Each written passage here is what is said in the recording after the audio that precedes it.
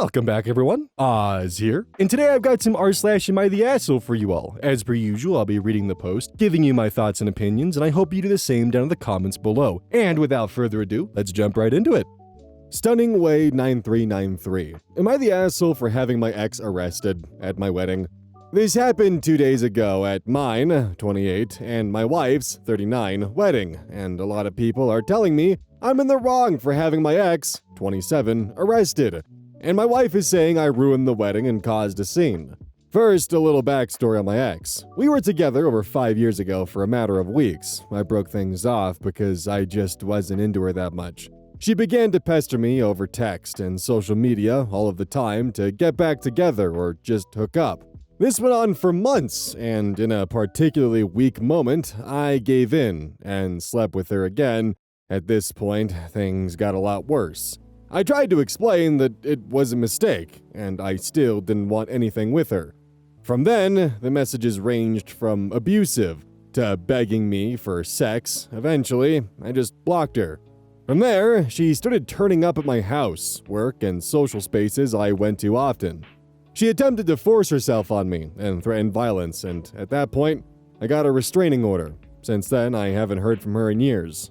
I met my wife 3 years ago, and she's honestly the best thing in my life. We fell in love hard and honestly have a great relationship. We got engaged after 2 years, and 2 days ago, finally had our wedding. The day was going amazingly until a friend of mine, who I'll call Chris, turned up with his +1. My ex. I spoke to him, and he had absolutely no idea about my history with her, and we tried to get her to leave. After she refused, I decided to just ring the police. 2 officers showed up to arrest her for breaking her restraining order, and she flipped out.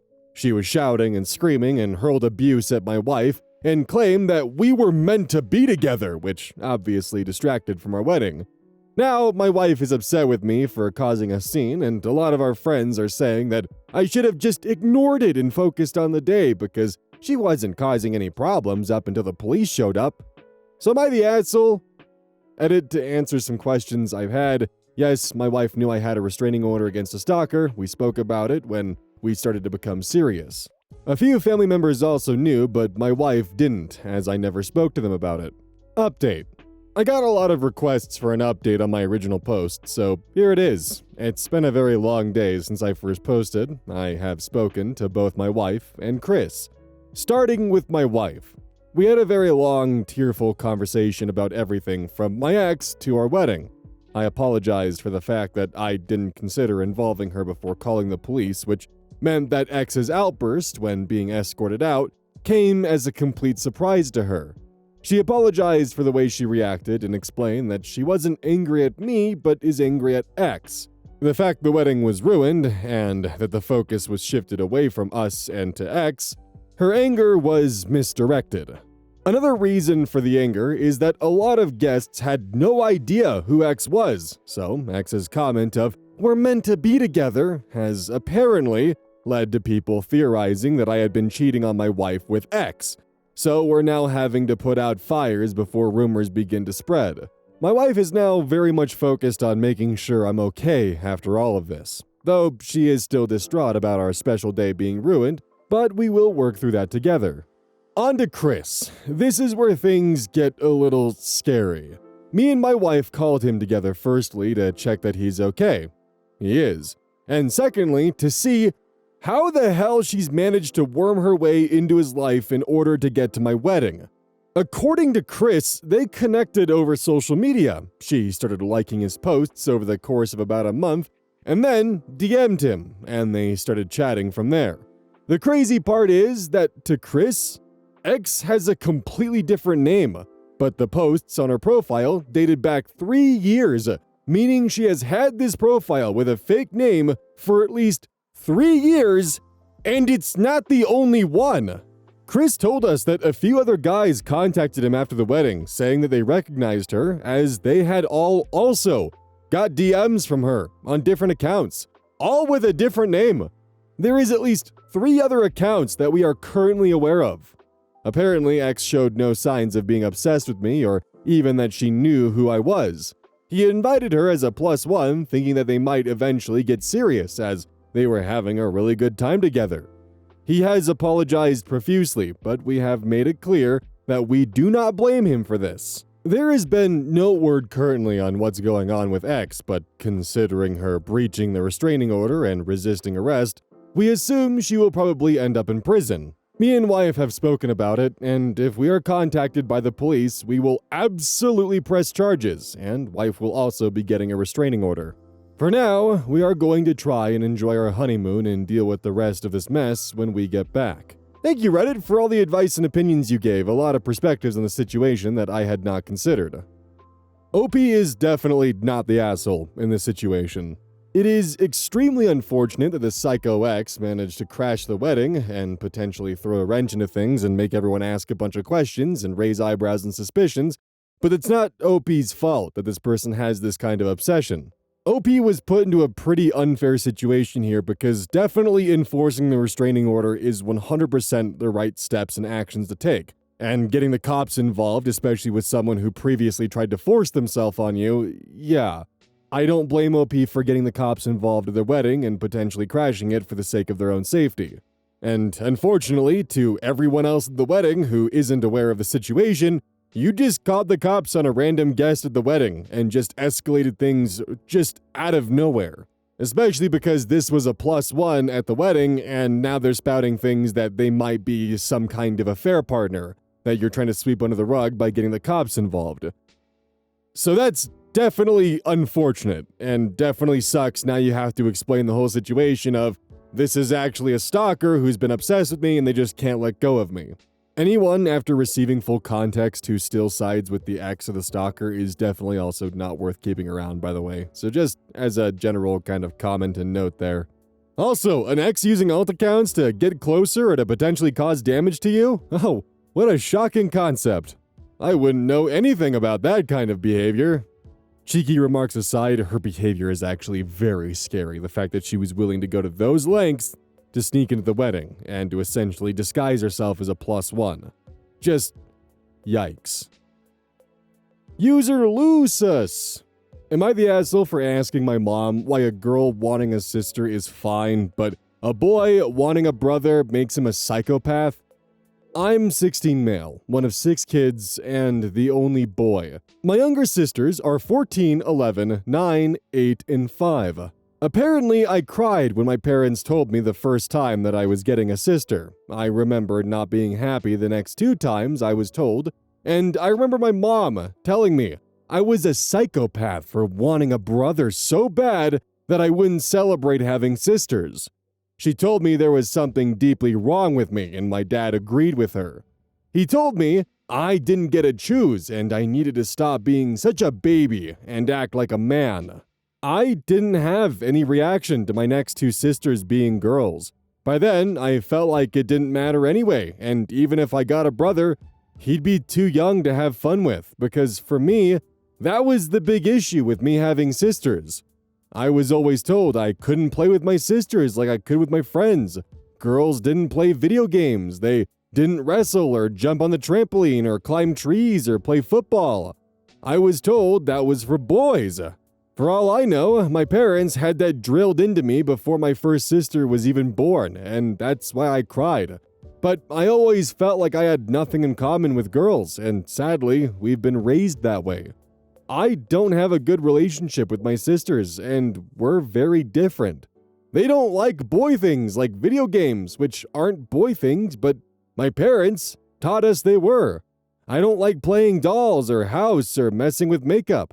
My parents were very strict on all of this. It even goes into stuff like hiking is for boys while swimming for fun is for girls. I know how to swim, but swimming was for my sisters only in our family. My parents blame me for the relationship between me and my sisters. They told me if I wasn't so upset about them when I was little, that we'd be close today and have a relationship like brother and sister should. And they make it seem like wanting a sibling to play with was wrong. The word psychopath has been thrown around a few times the older I got too. Recently, a friend of my mom found out her 3rd child was a boy. She has a 5-year-old daughter and a 3-year-old son already. She knew my mom had been through that with me and asked mom to talk to her daughter, and my mom told her it was normal for a little girl to want a sister, and it was okay to be sad she was getting another brother. She was really sweet, and even told her friend it would be okay. I was shocked. It bothered me enough that when her friend and the kids left, I asked my mom why a girl wanting a sister is fine, but a boy wanting a brother makes him a psychopath. My mom yelled, and she told my dad when he got home, and he yelled. They told me I was being intentionally naive, and I should be a better man by now, but clearly I'm not. Am I the asshole? User Broad Respond 2205 comments, "Yo, this isn't even about gender. This is about your parents telling you before your sisters were even born you can't really play with them, then getting upset at you for crying over not being able to connect with them, and then for not connecting with them. Your parents are whack, not the asshole." Opie responds, "They still bring up 2-year-old me crying when I heard I was going to have a sister. My mom holds some deep resentment over it too because she said I ruined her picture-perfect moment and embarrassed her and stuff like that." The unfortunate part about this is your mother is being, at least internally, logically consistent. It's okay for the daughters and girls to want another sister because, well, girls are more emotional, obviously. But men? No, they can't want brothers. They have to tough it out. If it's not a brother, they just need to be strong and they just need to be understanding that they can't always get what they want and be a man about it. I, of course, don't agree with that logic. I think it pigeonholes your kids into doing things that they may not want to do and kind of locks them off from potentials that could actually be something they would really enjoy. If I had to guess, sounds like there's 5 golden children and 1 black sheep. There is so much wrong with what your parents are doing and how they're approaching to this. I don't have enough time in this video to properly go into it. But OP, obviously, you're not a psychopath for wanting a brother as a 2-year-old or even as a 16-year-old. You're not a psychopath for responding to the information that your parents give you about why you're not going to be allowed to have fun with your sisters. Your parents just suck. C7 Finn, am I the asshole for getting my driver's license before my brother's wife? Me, 21 female, and my brother, 32 male, had a huge fight recently, and he mentioned that I never listened to him as a younger sister, and the fact that I got a driver's license before his wife made him very hurt and upset. So the story starts from me asking my mom to start funding for my driving lessons, since I don't have enough money. And I told my brother that I'm going for driving lessons, so he came up with an idea that his wife and I should go for driving lessons together. I agreed with it, but I wasn't totally with the idea since I don't like his wife much, and I'm the type of person to always do things alone. But I still agreed. First, we started off with starting with theory lessons, and both me and his wife passed the test. Then, we started to take lessons together in the driving school for very beginners. I think it took a couple of weeks, and the second test was approaching. There are 3 tests in total. The second test was for parking, and I got the date for the test, but she didn't, because the instructor thought that she needs more practice before the test. The day of the second test came, and I aced it. After I got my results, I told my family about it, and then my brother told me to wait until his wife could pass the parking test. But I told him that I already want to start taking the on-the-road lessons since it's getting too hot outside, and what if his wife would maybe not pass the second test and I would be stuck taking driving lessons when it'll be 50 degrees Celsius? For my Americans, that's fucking hot. Like 120s. He, of course, said no, and I, of course, did not listen. I booked a couple of classes with my new instructor for the on-the-road lessons, and when he found out about it then, he didn't even confront it face-to-face with me first and just called my mom. But my mom did not care and said that it's fine to do what I want since it's just lessons to get my driving license. His wife got the date for her parking test. She took it, and she failed.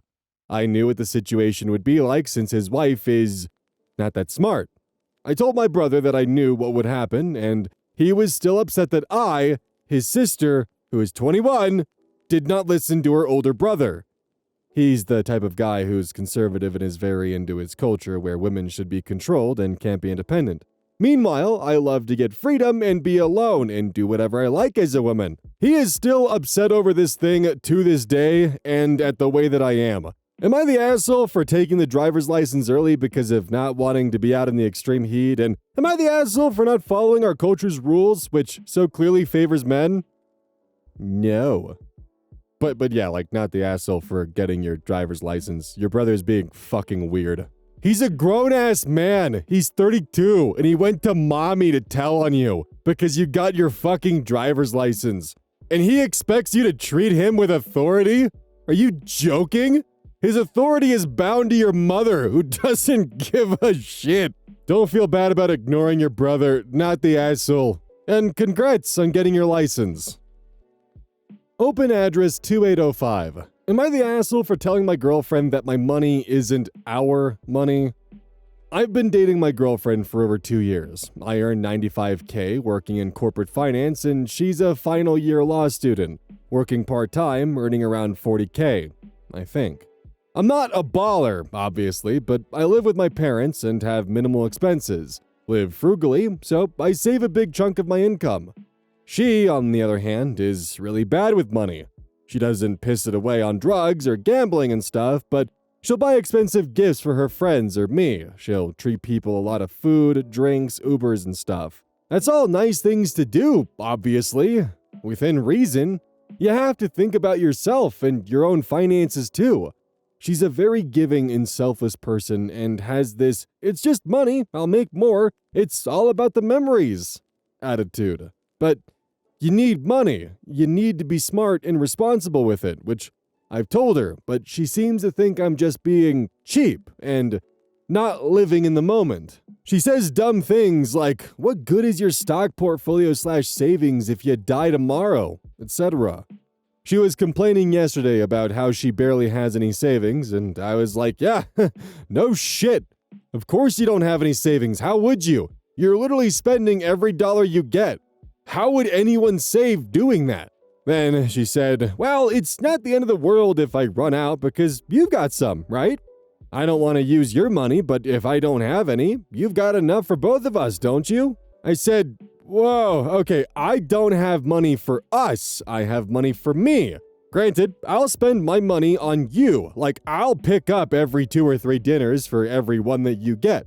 I'll buy us more snacks and pay for more dates, etc. because I earn more. I'll pay more proportionally, but this isn't our money. It's my money, and you can't expect to basically use my money because you can't handle your own money. I told her that financial incompatibility is the biggest reason for divorce, and currently, we are financially incompatible, and this needs to be fixed if we want to have a good relationship. I'm very good with my money, but I'm not cheap. I spend it and have fun, but do it in a smart way that doesn't leave me broke. You need to start being smart with your money and stop seeing my money as yours. She got really mad and started calling me a selfish asshole and all this nonsense, but I'm just speaking facts here. If she views my money as also hers, that is basically going to enable her to continue pissing her money away and rely on me to be her personal ATM. Edit, she is also living at home with her parents, pays no bills, rent, or living expenses. I'm 26-year-old, 2 years out of uni, she's 24. So, she is about 20% correct, you are about 80 to 90 to probably almost 100% correct.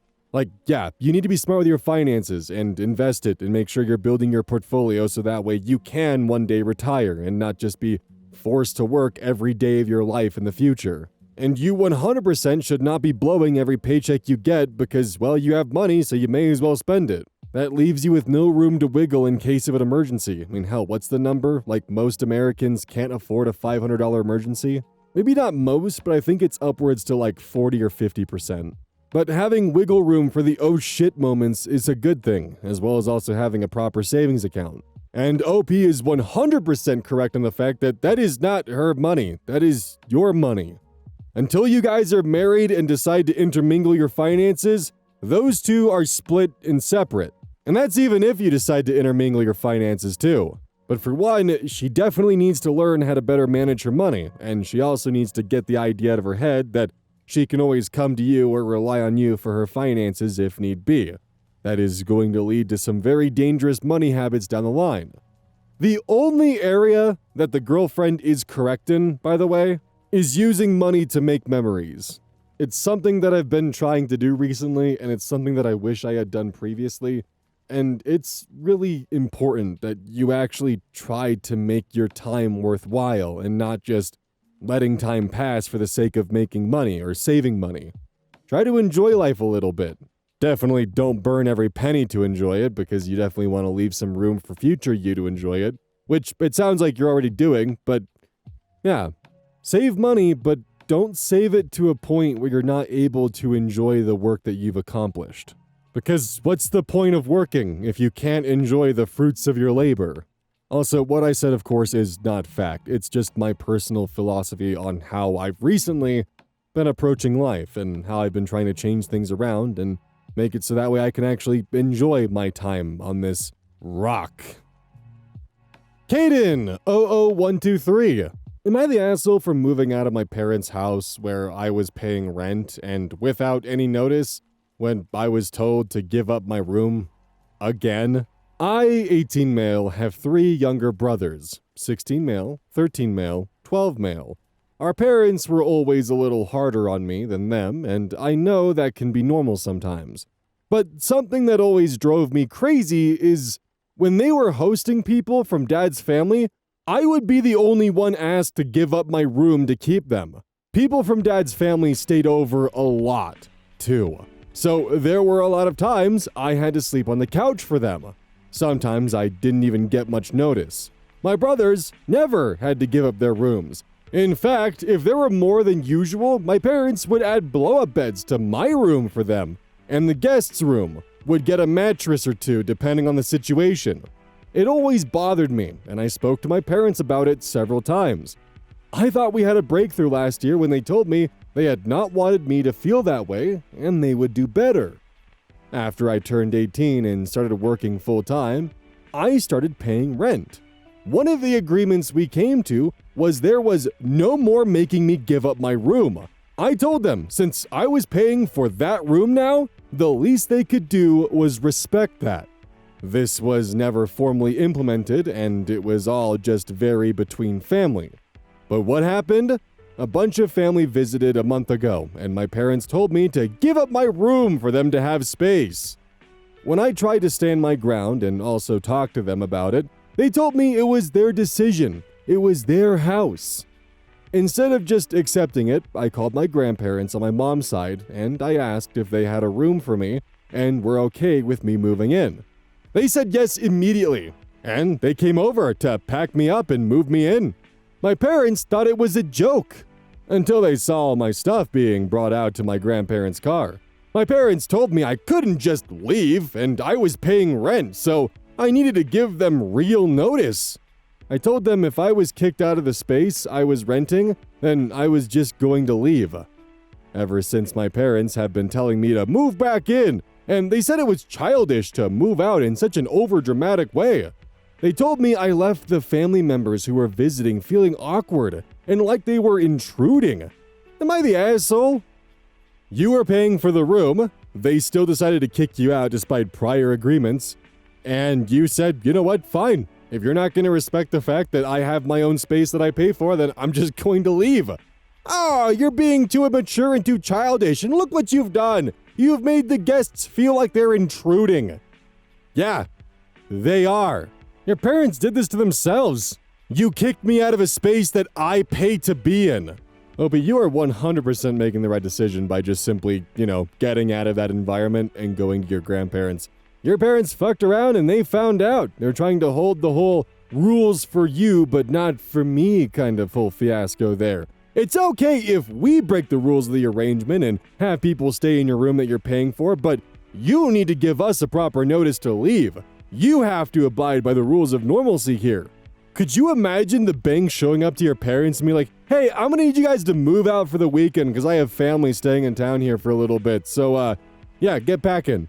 No one would tolerate that. You were paying for that space, and rather than giving the 18-year-old their own space, why not kick out the 13 and 12-year-old, huh? That's plenty of room. Granted, I am also vehemently against kicking a child out of their bedroom because, well, I was always kicked out of my bedroom growing up and I hated it and felt like I could not get access to my things and was always stressed about my belongings, and it just wasn't a good time. And I could never do that to my kids when I have them. Like, I would sooner pay for a hotel for my family members than kick my child out of their bedroom. Explainer 003. Am I the asshole for not giving my coworker my baseball tickets? I, 28 male, received 2 baseball tickets for the Toronto Blue Jays at a work Christmas party. It was a random draw and various suppliers sent over various items from alcohol to coffee makers. One vendor splits a season pass every year with his brother and gives up 2 of his seats for the party. These are fantastic seats, by the way. My coworker, 60 female, works in the office and knew every gift that came in. She really wanted those Blue Jay tickets. The moment I got those tickets, my coworker began trying to convince me to give her the tickets. She argues that I don't watch baseball and can't drive to Toronto. I invited my mother. Mom rarely passes the opportunity to spend time with me, and I never say no to free anything. My coworker says she would appreciate the tickets more, but I said no. Over the next few months, while I set up a date with the vendor to go to the game, my coworker would try to get me to transfer the tickets over. I stay firm about keeping the tickets. Things hit an end yesterday. My coworker tried to call the vendor to tell him she now owns the tickets. I already took the tickets weeks ago. The vendor tells her to talk to me as I already got the tickets. She goes up to me, I'm on the factory floor, and goes on a rant about how the tickets and I need to transfer them to her. I snapped and told her over my dead body. Later, one of my buddies on the floor says I could have handled it better. I'm just fed up with her trying to get me to transfer my tickets. Am I the asshole for not handing my coworker my baseball tickets? Edit. Unfortunately, my coworker is buddy-buddy with the HR rep. I'm currently looking for a new job because of this dynamic. Well, that fucking sucks. Honestly, just tell her to be luckier. Like what? She lost the raffle, and she's just wanting exactly what she wanted because, well, she deserves them more, apparently. The only reasonable thing for her to do in this situation, okay, maybe the only 2 reasonable things for her to do, is either A, buy them off of you, or B, leave it alone and get her own tickets. Also, I wouldn't be surprised if she potentially compromised future participation from this vendor because of how much she's being a pest. I would maybe just see what happens if you bring it up in passing with one of your bosses or something along those lines, and just see what happens. Although I don't know if that would count as like workplace gossip or get you in further trouble for not just going straight to HR, which is already apparently a minefield, so I guess it really depends on your company culture. KEYZ. Am I the asshole for refusing to drive my mom's friend anymore after she spilled coffee in my car and now they blame me? I'd been driving my mom's friend to and from work for about 3 months. Her work was on my way and she lives a couple of blocks away, so it wasn't a hassle at all. I'd pick her up and drop her off in the evening. Everything was chill. No money involved and no formal agreements. That day, I'd gone to the cafe with my coworker at lunchtime, so he adjusted the seat for him. In the evening, I stopped by to pick her up as usual. She got into the car, holding a cup of coffee and an uncovered cup. I hadn't even started the car yet. I was just sitting there, getting ready to go. The car isn't new. The seat is adjusted mechanically with a lever under the seat. She sat down, holding the coffee in one hand, and with the other, began adjusting the seat to fit her. Because of this, the seat jerked slightly. She lost her balance, and the coffee spilled right onto the seat and her sweater. I immediately said, "It's okay, these things happen, no big deal. We'll wash it off." When we arrived, I calmly said that I'd take it to the dry cleaner tomorrow and let her know how much it would cost. We'd figure it out. She didn't say anything, just silently got out and went home. The next day, my mom called and started yelling at me, saying I ruined her friend's day and that it was all my fault, and how dare I even ask for money for this. Then my mom's friend called herself and said she wouldn't pay a thing, that her jacket was new and expensive, and that I actually owed her now. At some point, I just said I wouldn't drive her around anymore. After that, the insults started, and she said she'd be waiting for me at her house on Monday. On Monday, I had 3 missed calls. I didn't answer a single one. Now, my mom says I cut things off too abruptly and ruined the relationship over a single stain. But I just don't understand why I'm the one to blame for stopping being a free driver. Am I the asshole? The mom's friend in this instance is definitely the asshole. I can't even imagine being given free rides for who knows how long where I'm being picked up and dropped off every day for free, and then my carelessness spills coffee in their car, and my response is, well, actually, you owe me because I spilled it on my jacket, which was new and expensive. Ma'am, you spilled the coffee on yourself. Well, the car was parked. That's 100% on you. I could maybe see an argument if OP was going drifting or something unprompted and the coffee spilled and it's hey, I wouldn't have spilled that if you didn't kick the back tires out and decide to go sideways through that turn there. So, what now? But that's not at all what happened. In fact, it really seems like because she's your mom's friend, she's coming at this with a position of authority who thinks she can boss you around when she can't. And now, she doesn't have a ride anymore. So she's going to have to figure it out herself. Honestly, it's kind of disgusting that she just expects the fact that you'll be there Monday no matter what, even after you said no. Good for you for standing your ground, and definitely don't keep giving them free rides if they just see it fit where if they spill something in your car, it's your problem, not theirs. Why the hell would I keep doing you free favors if that's your attitude? Come on. Oh god, it's the outro. I gotta think of something fun to talk about.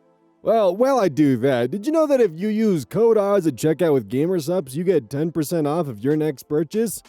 Isn't that cool? Also, every purchase made supports the channel directly when you use code OZ. So, if you wanna get some caffeine and support the channel at the same time, well, hey, look at that. Super easy way to do that. And you can also order yourself some free samples if you haven't already, just to make sure you actually enjoy the product. Now, on another kind of interesting Oz tangent and question, do other countries have shows like NCIS or CSI, but specific to their crime divisions? Does France have the DGSI or something along those lines where it's just basically a French NCIS or something like that?